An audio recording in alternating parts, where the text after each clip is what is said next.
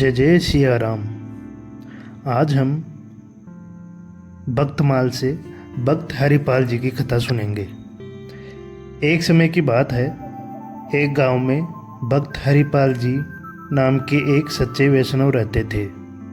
वह स्वभाव से बहुत ही सीधे साधे और भगवान के भक्तों की सेवा में हमेशा लीन रहने वाले थे। हरिपाल जी का एक ही नियम था कि उनके घर आने वाले किसी भी साधु या संत को भूखा नहीं लौटना चाहिए। अपनी इसी सेवा भावना के कारण उन्होंने अपनी सारी संपत्ति साधु सेवा में खर्च कर दी। धीरे धीरे हरिपाल जी बहुत निर्धन हो गए, पर उनके मन से सेवा का भाव जरा भी कम नहीं हुआ। जब उनके पास साधुओं को खिलाने के लिए कुछ भी नहीं बचा और उन्हें कहीं से कर्ज भी नहीं मिल रहा था, तब भी उन्होंने यह प्रण नहीं तोड़ा कि किसी भक्त को भूखा नहीं जाने देंगे। हालात इतने बिगड़ गए कि एक दिन उन्होंने फैसला किया कि वह चोरी करेंगे, लेकिन उनकी चोरी भी साधारण नहीं थी। वह केवल उन्हीं धनी लोगों के घर चोरी करते थे जो भगवान से विमुख थे और अपने धन का उपयोग अच्छे कामों में नहीं करते थे।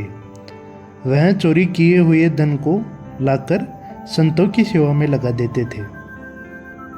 एक रात जब हरिपाल जी अपनी पत्नी के साथ बहुत ही चिंतित थे कि आज साधु सेवा कैसे होगी, तो द्वारका में भगवान श्री कृष्ण सोच में पड़ गए।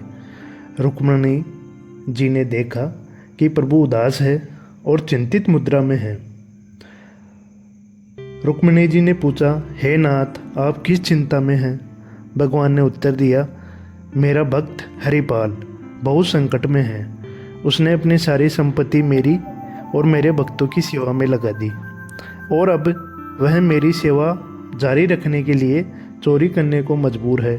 उसका मन दुखी है और एक भक्त का दुख मुझे भी व्याकुल करता है।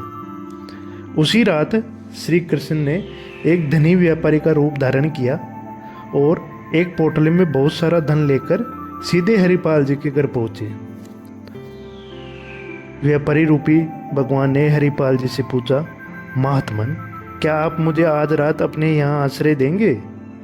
हरिपाल जी ने नम्रता से कहा, आपका स्वागत है, पर मेरे घर में अब केवल एक फटी हुई चटाई और एक मिट्टी का घड़ा ही है। मैं आपको आरामदायक जगह नहीं दे सकता। व्यापारी ने कहा, मुझे आराम की नहीं, बस थोड़ी सी जगह की जरूरत है। मैं यह धन की पोटली आपके पास अमानत के तौर पर रखना चाहता हूँ। कल सुबह वापस ले जाऊँगा। अगले दिन सुबह होते ही व्यापारी, जो भगवान बन के आए थे, हरिपाल जी से बिना कुछ कहे वहाँ से चले गए और वह धन की पोटली वहीं छोड़ गए। हरिपाल जी ने देखा कि व्यापारी नहीं है, तो उन्होंने सोचा कि अब इस धन से वह साधुओं की सेवा करेंगे। उन्होंने उस धन से खूब साधु सेवा की और उनकी चिंता दूर हो गई। कुछ समय बाद वह व्यापारी, जो भगवान थे, वापस आए और हरिपाल जी पर चोरी का आरोप लगा दिया। व्यापारी ने कहा कि हरिपाल जी ने उनका धन चुरा लिया है। राजा के दरबार में यह मामला पहुंचा।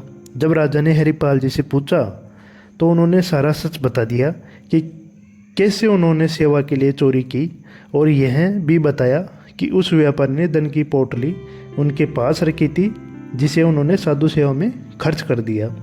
यह सुनते ही व्यापारी रूपी भगवान अपने असली स्वरूप में प्रकट हो गए। भगवान ने राजा और सभी लोगों को समझाया, हरिपाल मेरा सच्चा भक्त है।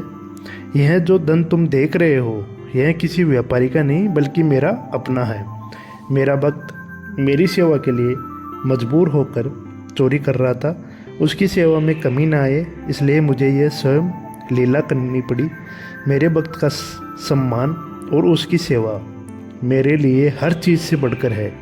हरिपाल जी ने अपने प्रभु को सामने देखकर भाव विभोर हो गए। भगवान ने उन्हें गले लगाया और उन्हें धन्य किया।